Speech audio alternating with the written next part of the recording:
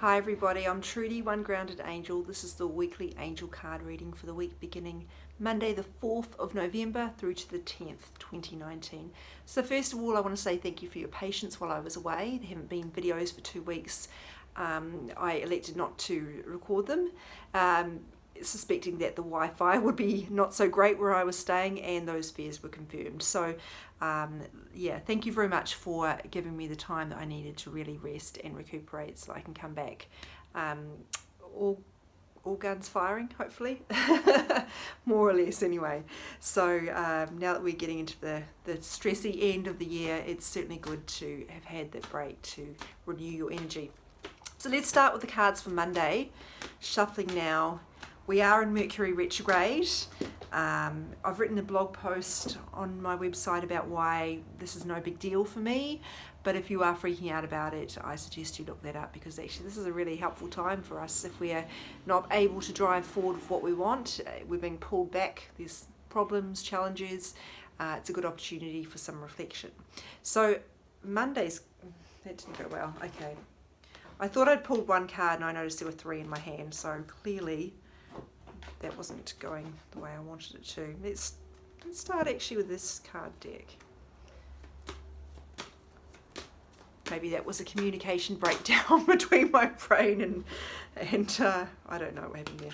Monday, Kuan Yin, compassion, an Eastern deity here associated with compassion, funnily enough.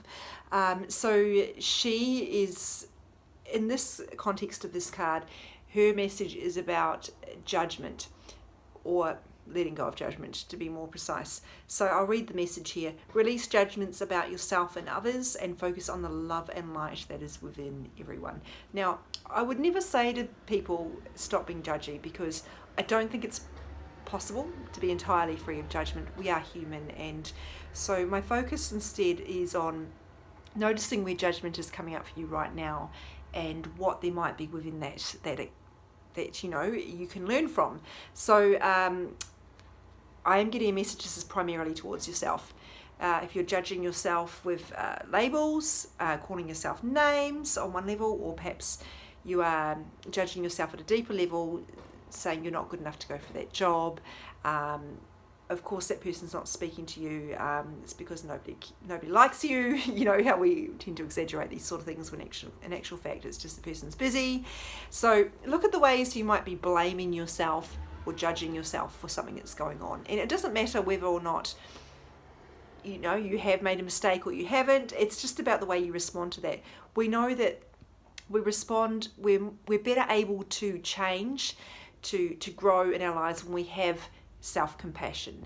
So if you, for example, we know that if you have a weight problem, calling yourself names, other people calling you names, is not going to drive you to look after yourself. It's going to drive you to unhealthy behaviors. So in the same way, if you're kind to yourself, you're nourishing yourself with positive energy, and that's going to drive you to make changes. And I'm not saying if you're overweight you need to change, because there's actually nothing wrong with that.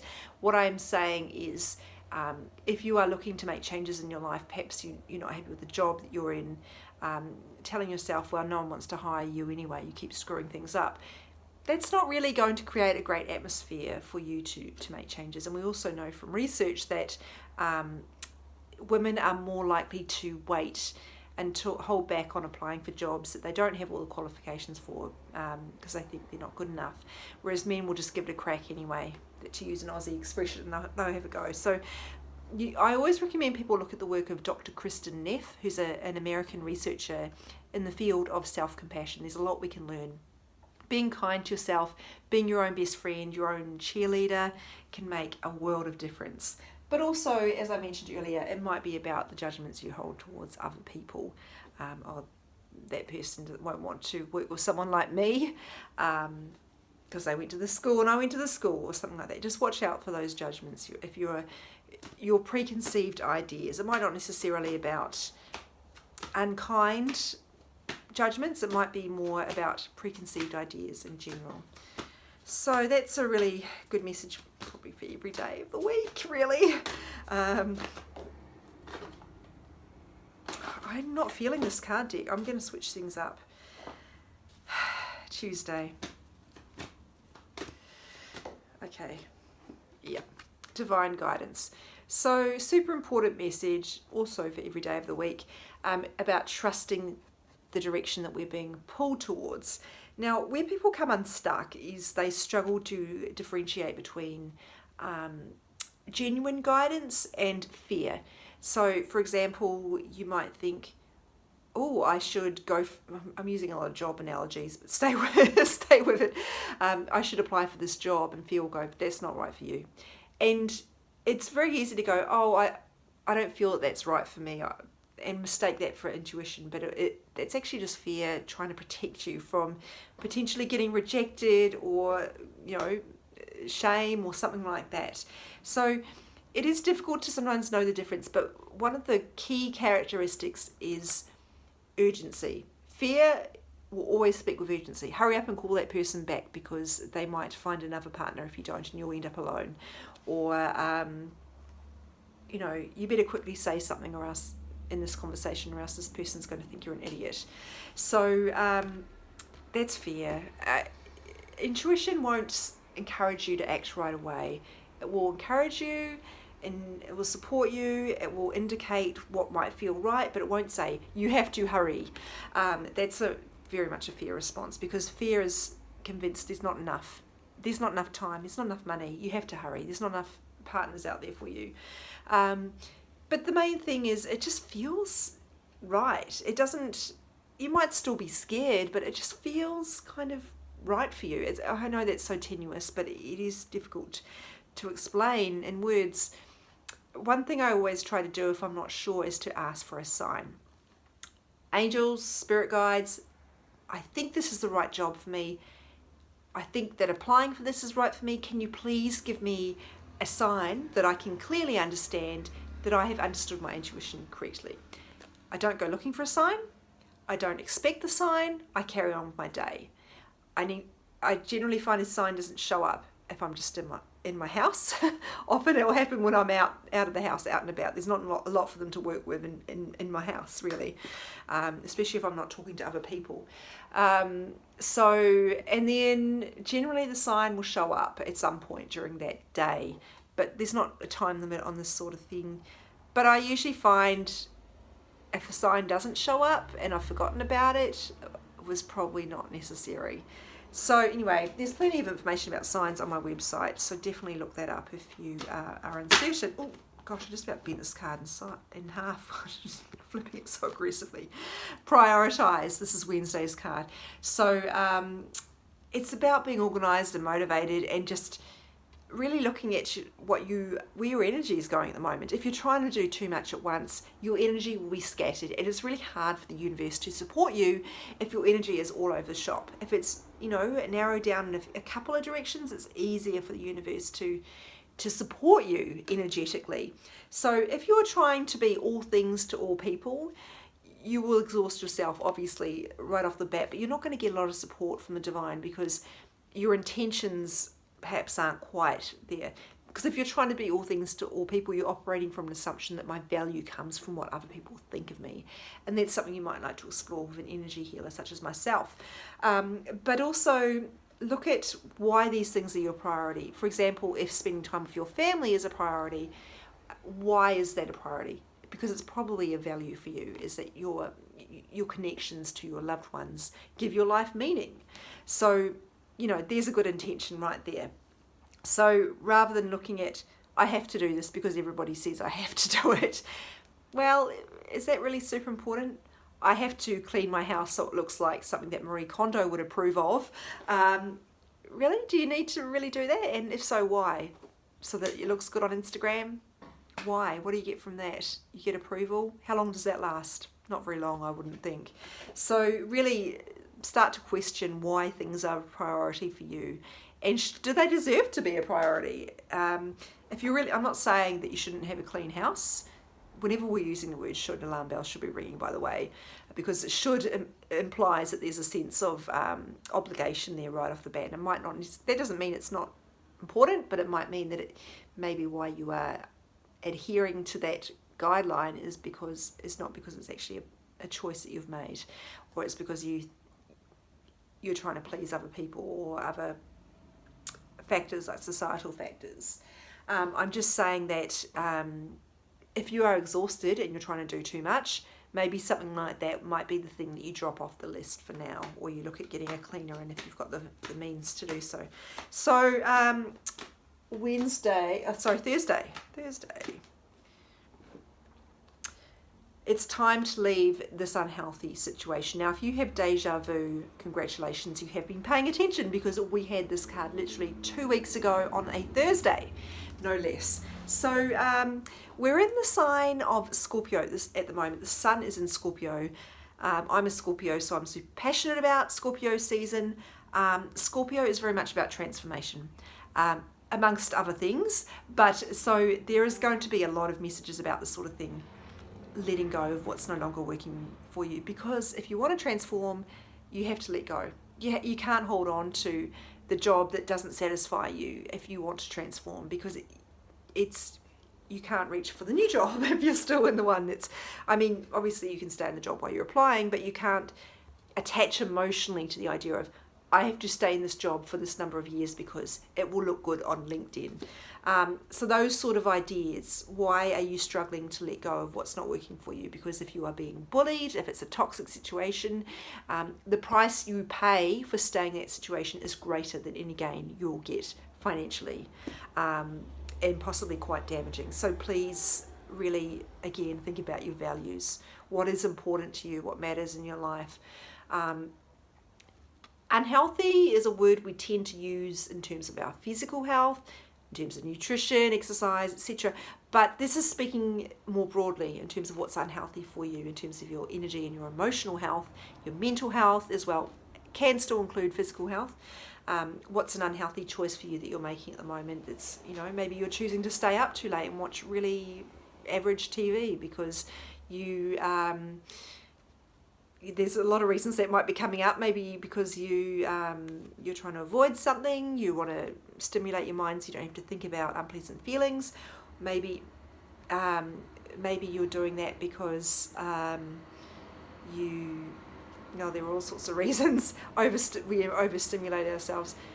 Maybe it's because you don't want to miss out on things, or maybe it's just because you spend your entire day running around after other people, and that's the only time you get to yourself, and you don't want to let go of that moment to yourself, even though actually watching TV excessively probably isn't that much of a me time moment when it goes on too long and it impacts on your sleep. Sleep is one of the greatest gifts we can give ourselves, honestly. I suspect if anybody has a Christmas gift list and they don't want to put on it more sleep, I think it's what we all want and need. So really think about what situation you're in right now that might be unhealthy for you. Are you in a situation where you keep giving over your power to other people, going along with things that you don't want to do? Are you in a situation where you keep putting up with substandard treatment or disrespectful treatment? Yeah, really think about what you're doing right now that's unhealthy for you on some level. And again, it goes beyond physical. It's your mental health as well, your emotional health, your energy. So how is your energy taking a hit by spending time with that friend you've had from childhood who is actually not really someone you're in tune with anymore and is actually semi-toxic? When we hold on to things because that's how it's always been, or we've got so much history, that doesn't really serve you, because that's the past. You don't live in the past, you live in the present. And I'm not saying it's a reason to ditch everybody if you're not getting along, but obviously if someone's toxic, you really need to think about why you're holding on to that. History is no reason to stay in a situation. Friday is child. Now, a lot of different reasons things can come up around this child. We have had a theme of having children and fertility lately, so if people are struggling with fertility, that might be pretty welcome for them. But it's also about ourselves as children. We're all scared little kids inside, waiting for an adult to help us and tell us what to do. And then we realise, oh my God, I am the adult and I don't know what to do with my life. So we're all really scared. And that's really, the inner child term goes back to the 70s, and it's a bit hackneyed, and it's also a bit new agey, kind of hippie-ish, and it makes people go, oh, turn off. So I try not to use that too much. But I do think, if you think of yourself when you hear that in terms of the scared kid inside you that doesn't know what to do, That's really all it's talking about. The part of you that wants to be loved, the part of you that wants to get their needs met, the part of you that wants stability and security and to feel safe. And in what ways are those things not being met in your life right now? If you're not feeling safe because you're in a volatile situation, what can you do to make yourself feel safe? Can you change the situation? If you can't, can you change the way you think about it? Can you look for other ways to support yourself? That sort of thing. And also the idea of trust. Children generally, if they're in a good situation, don't worry about where their next meal's coming from. I know that smacks of privilege. I'm talking about the ideal here rather than necessarily the reality for a lot of people. But they just trust. They have a trust that they're being looked after by their parents. This is obviously ideal. So if you, now that you're the one looking after yourself and probably other people as well, do you still have a trust that the universe is looking after you? Because we're children of the universe. And if you don't have that, that's going to show up in a lot of different areas of your life. You will struggle to make decisions because you feel like things are going to go badly for you. You will be constantly waiting for things to go wrong. You will be preparing for the worst case scenario for the same reason. A lack of trust. You don't trust the universe. You don't trust life. You feel that things are constantly against you. That sort of thing. That's a lot of potential for some energy healing work around that, because it will adversely affect your life. So that's another way to think of this inner child message. The other thing I would say is, if you are a parent, this might be a message for you about your children. Perhaps you're feeling inadequate or insecure about your parenting abilities, which from my knowledge every parent does. Sounds very normal, sounds pretty unpleasant too. This could be the reassurance that you're actually doing a great job. And I know it's not easy. So maybe that's just the reassurance that you need from that.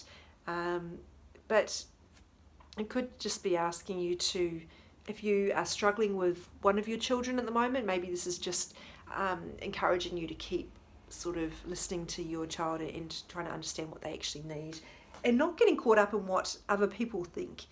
What does society think you should do in this situation? What do your parents think you should do? Maybe you actually just need to tune into what your child needs and figure out a way to make that workable. Saturday, more deja vu. You are profoundly clairvoyant. This is literally the third time we've had this card in 3 weeks. Might be 4. Anyway, I know I definitely had it when I was in Bali, and I had it just before we went as well, because I take photos of the cards each day, so I remember. And I've spoken before about the idea of clairvoyancy in terms of vision. So there are 4 clairs about which speak to the way we receive messages. Clairvoyance is about sight, visions, dreams. Clairaudience is about sound, literally sounds, voices we hear within or sounds we hear within. Clairsentience is about feelings. Messages that come through feelings, that's more my one. I also, clairaudience tends to come through for me. Usually people are more strong in one area, 1 or 2 areas than all of them. And there's also clear cognizance, and that is about thoughts.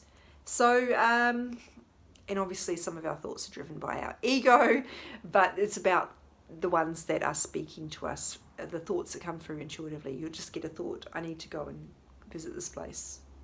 So, going back to the message of this card, for some of you this could be asking you to trust the messages you receive through visions, but as I said, not all of you will be clairvoyant. Not all of you will have that sort of strength in terms of visions. So I tend to keep this card, sorry, to stretch out my leg, cramps. I tend to keep this more general in terms of just trust your intuition. So that's how I will always read this.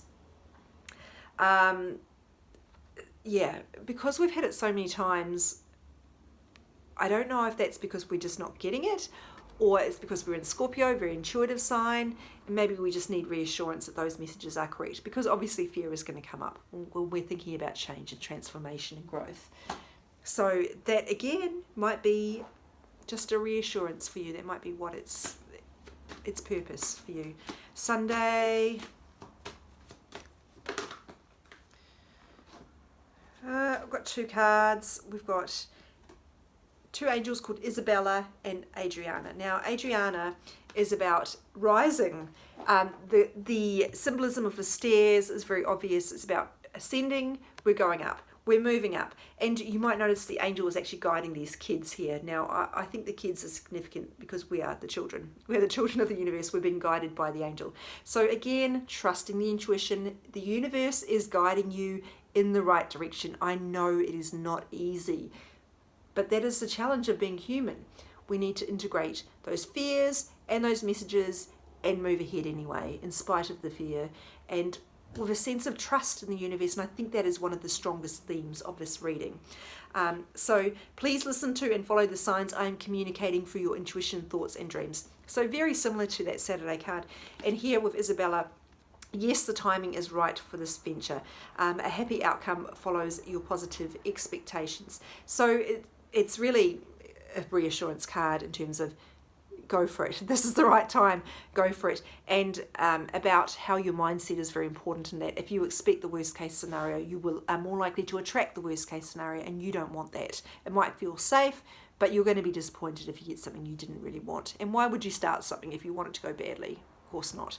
And that doesn't mean being blindly optimistic and assuming everything will work out fine. It just means I'm going to have a go at this in spite of the fact that I'm a bit scared, and hope for the best, and know that I am able and strong enough to deal with whatever happens, and trusting the universe to support me with that.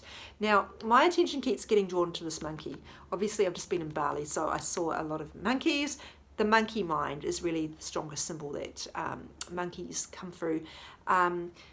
So the mindset stuff again. Where is your mind wandering to? Is it wandering to, this will never work out for you? That kind of doomsayer type thought process. Yeah, so these two cards actually go together quite well. Go for it and trust the universe. They're really shades of the same thing. So as I said, trusting the universe is a major theme this week, which we always need, but particularly if we're going through a process of transformation and growth. It's been a really big year for that. So, and these things don't happen instantly.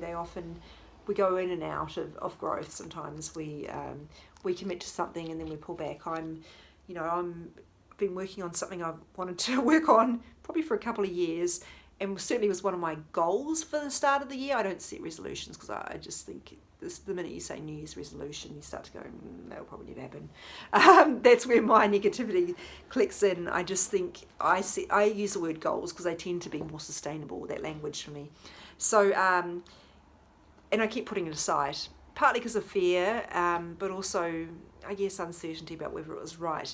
And I've only really just started to make headway with that. So the point I'm trying to make here is you can go in and out of something, and it doesn't mean if you put it aside that you've quit. It just means maybe you need a bit more time to get the confidence to go back in. Growth isn't linear. We don't just go, yes, I'm going to do that, throw yourself in the deep end and then it's done. It's just, we need to try and have some self-compassion, as Kuan Yin, towards ourselves with that. So trusting the universe, trusting our intuition is very strong here. And yeah, I think that's really it. That's the major one. So please let me know how these cards are showing up for you. Always love reading your comments, and I will be back next week, of course, to read for you again. Oh, I say of course, so obviously it wasn't the case last week, but I'm definitely back, and definitely open for readings now as well for those of you who did inquire.